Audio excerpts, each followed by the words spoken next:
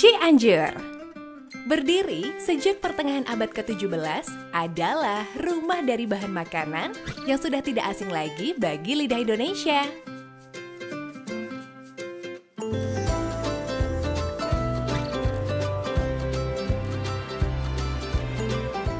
Nama saya Pak Iding, jualan toge tahun 1950 dari Bapak. Jadi yang makanan itu zaman dulu sama dibawa orang tuanya, anak-anak sampai sekarang udah punya anak, udah punya cucu ya. Ya kesini makanan juga di kesini jadi turun temurun yang makanan juga tuh.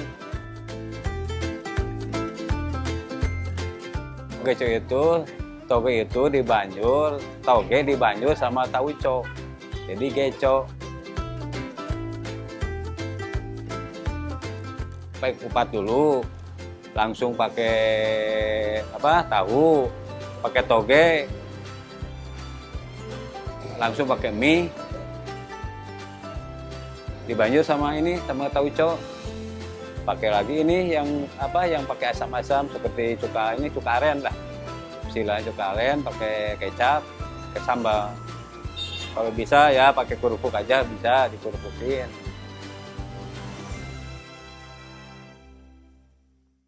Tauco ini adalah superfood ya, superfood. Produk-produk fermentasi itu selalu mempunyai kandungan gizi yang bagus, sangat kaya protein, kaya asam amino ya. Ini yang selama ini orang tidak pernah menyadari.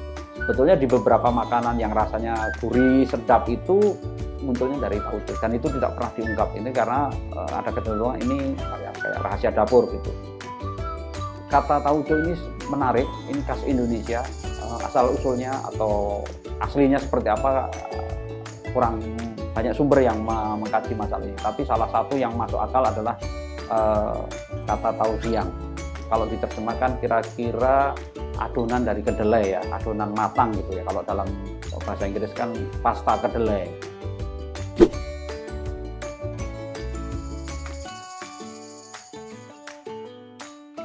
Ini menarik ya, ada produsen tauco di Cianjur dan usianya sudah sangat lama, lebih dari 1 abad ya. Dari sejarah yang saya baca memang makanan ini berasal dari daratan Cina dan kemudian secara turun-temurun diteruskan oleh keturunan mereka gitu, sampai generasi sekarang gitu.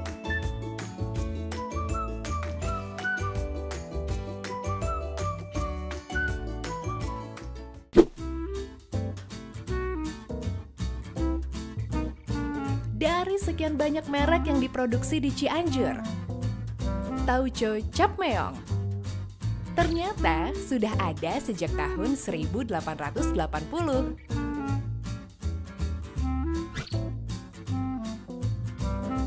Mulanya itu dari buyut saya. Mungkin beliau itu udah harusnya sih turunan kedua atau ketiga dari Tiongkok langsung kali ya. Jadi di daratan sana itu, Asia sana itu banyak dulu teknologi yang namanya fermentasi. Mungkin pas dibawa ke sini, rasanya pasti menyesuaikan dengan lidah-lidah sini. Dari nenek moyang saya sih nggak ada yang berubah. Cuman ya pasti bahan baku itu nggak melulu pakai merek yang sama dari dulu sih. Itu ada beberapa penyesuaian gitu. Yang pertama kita itu nggak pakai pengawet ya, itu jelas mungkin jadi pembeda. Terus ini tembikar ini patiman, istilahnya patiman ini juga mungkin salah satu unsur yang bisa jadi pembeda dengan yang lain. Terus penggunaan material bahan bakunya sih kita kenapa juga pakai gula aren juga kan karena dari dulu itu biar gula aren tuh kan rasanya lebih gurih dan lebih wangi. Kalau dulu ceritanya mungkin di awal-awal itu penjualannya itu, penjajakannya itu masih tetangga aja. Kemudian orang-orang pada suka ya mulut ke mulut, jadi ya banyaklah sekarang yang tahu gitu. Deskriptif tuh tauco mungkin bumbu pasta untuk olahan makan ya. Kalau boleh saya samain sih sama aja kayak saus tiram atau kayak gimana gitu sih.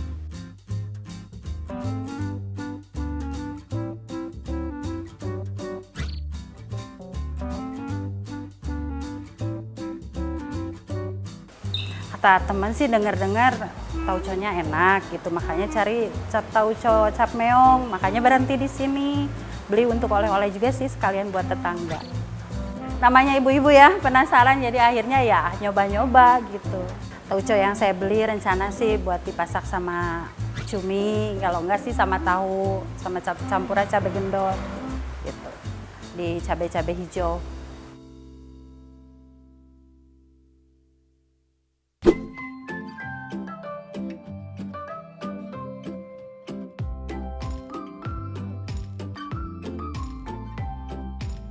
Kalau selama ini sih kita mah nggak roba-roba ya, biasa-biasa aja dari dulunya kayak gitu, udah kayak gitu. Paling dari tempatnya aja, tempat kayak kualinya, kayak tempat penjemurannya yang dirubah itu. Kalau dulu kan masih di bawah tuh, masih di lantai. Kalau sekarang dipakein perata kayak gitu biar nggak kotor juga gitu. Kalau menurut saya mungkin udah kerja lama juga, ya udah inilah, udah agak aneh gitu lah. Beda sama tauco yang lain gitu. Kalau di sini kan fermentasinya juga lama. Kalau di tempat lain kan sekali jadi gitu. Beda aja lah rasanya gitu dari yang lain, meskipun nggak bisa dibohongin lah gitu.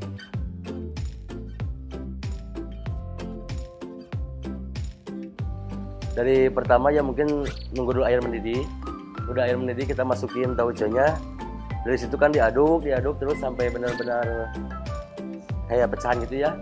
Udah dari situ diambilin kayak budah itunya tuh, budah hasil fermentasi sampai bersih. Udah dari situ baru nunggu sejam setengah lah, baru kita masukin gula pasir dulu. Udah gitu gula merah. Dari situ juga kita nunggu sampai benar-benar kental lah tauconya gitu.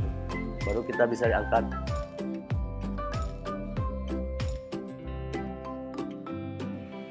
Kalau pemasakan sih kalau air mah sama ya, mungkin kalau air itu mah. Cuman bedanya tuh kuali patimannya itu yang bikin beda tuh. Rasa lebih maksimal. Kalau misalkan kualinya pakai ember atau pakai yang lain gitu kayak gentong gitu, memang rasa beda. Proses fermentasi ini adalah pemotongan-pemotongan protein yang ada di kedelai.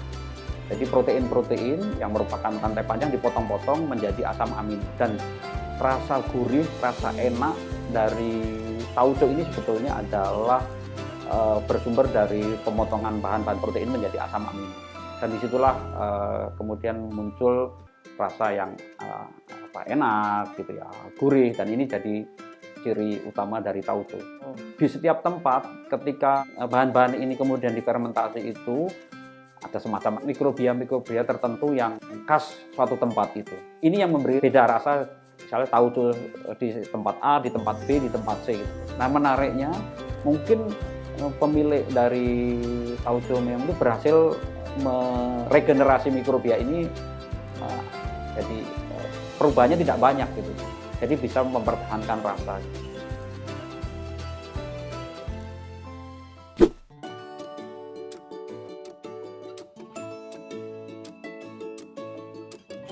Dulu tuh perusahaan tauco tuh ada beberapa kan, memang banyak kan, cuman yang bertahan tuh tinggal sedikit, salah satunya kita gitu.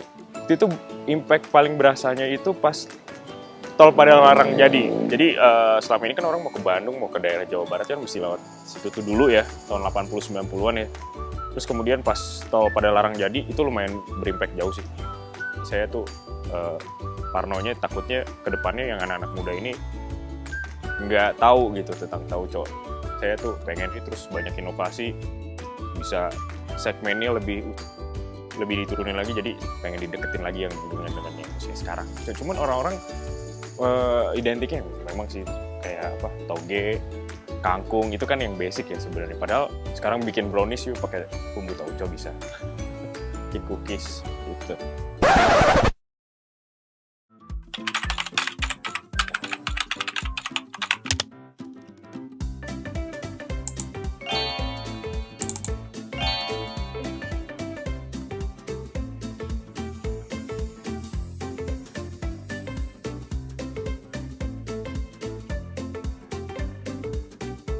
Mudah-mudahan kedepannya anak-anak muda itu tahulah apa rasanya tauco, beco itu.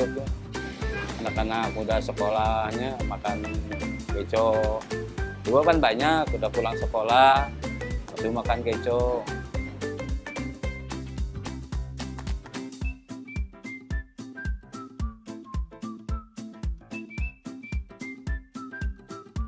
teman ataupun siapa saudara-saudara. Kalaupun memang kita lagi pergi jalan, jangan lupa beli tauco cap meong biar ya enak sih rasanya.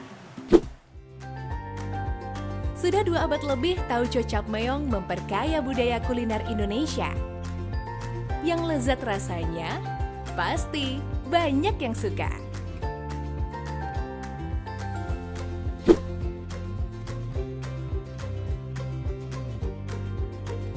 Masih banyak loh kisah unik di balik cita rasa Nusantara. Makanya, klik subscribe biar nggak ketinggalan ceritanya.